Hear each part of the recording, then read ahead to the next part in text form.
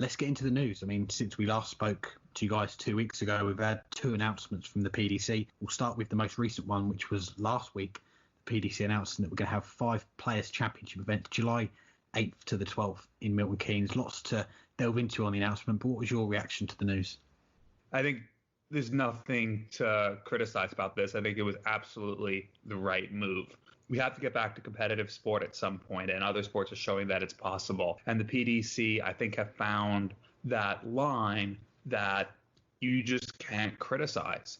One, you're going to make it so that instead of like it usually is, you have a couple days of competition and then they go home. You're minimizing the travel by having the players come and play 5 consecutive days in Players' Championship events. Minimizing travel has to be key, not just for the international players, but also for the domestic players, whether they'd be driving or taking a train. To minimize the amount of time they have to spend traveling is key. But then that other thing, which was very easy to miss in the announcement about it being a ranking event, that is based on it being practicable for the overseas players to come. If quarantine restrictions make it so that it's not practicable for the overseas players to play, these events will still go forward, but not as ranking events, but rather as non-ranking events on the same 5 days.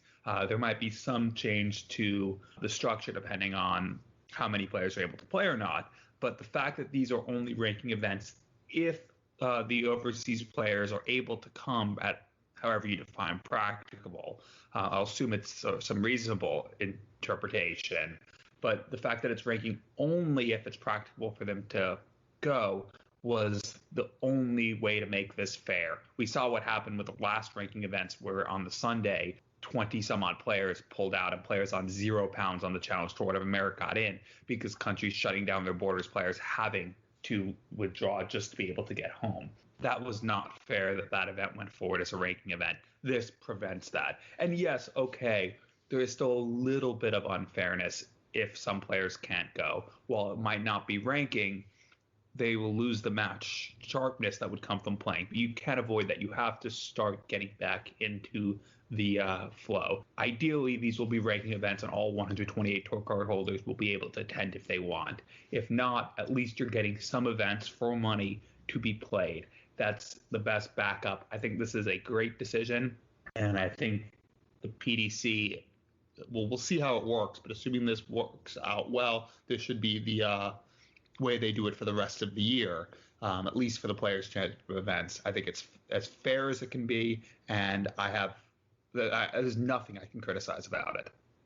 Yeah, I think it's an announcement which has been met with pretty much a lot of positivity so far, and the only real negative really seen from anyone really has been the chairman of the PDPA, Peter Manley, was on the RTL7, their darts podcast, quite recently, I think sometime last week, and he was saying that he felt it was maybe a little bit too soon to come back with events. He felt it should have been end of July, early August, but we know that the PDPA, they're in regular contact with the PDC, working together, and the PDPA themselves, they've put out a little statement on social media as well, saying that they're fully supportive of all the players. They're going to get all the information they need, and this is something that the PDC, they've not took a few days or a week to put together. It's been a lot of planning to get to this stage, and we touched on it in our last chat that we had a couple of weeks ago now about the snooker event. This is the same venue that they use for that. They're going to be at the Marshall Arena in Milton Keynes, and from what we understand, the players there, once they get to that venue, they've got an on-site hotel. They're not going to be allowed to leave the hotel.